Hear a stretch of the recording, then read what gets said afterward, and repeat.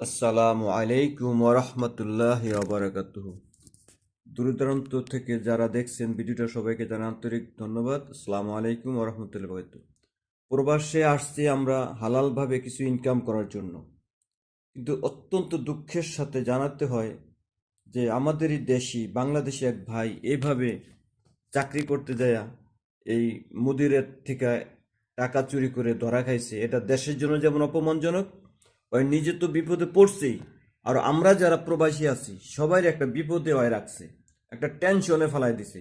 এমনি দেশের পরিস্থিতি ভালো না, আর এর মধ্যে এমন একটা কাজ করলো ওর মন মানসিকতার জন্য অত্যন্ত ছোট। ছি ছি ছি, একটা বিদেশের বাড়িতে এসে তুই এমন একটা কাজ করছস, এই জন্য আমি আমার মন থেকে তীব্র প্রতিবাদ এবং ঘৃণা জানাই তার প্রতি। এই যে এই দেশে কতগুলি বৈধ অবৈধ প্রবাসীগুলি আছে, আমাদের কি অবস্থা হবে সে কি একবারও ভাইবে দেখেছে?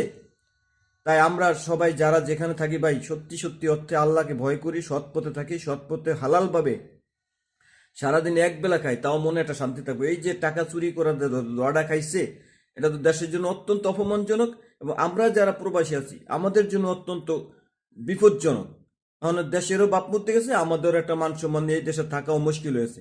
তাই সতর্ক হিসেবে আমরা বলে দিই ভাই, যে যেখানে থাকেন সৎ পথে থাকেন, সৎ পথে কামাই করেন। 1 বছরের জায়গায় 5 বছর কাজ করেন, 10 বছর কাজ করেন, তবু হারাম পথে যায় না।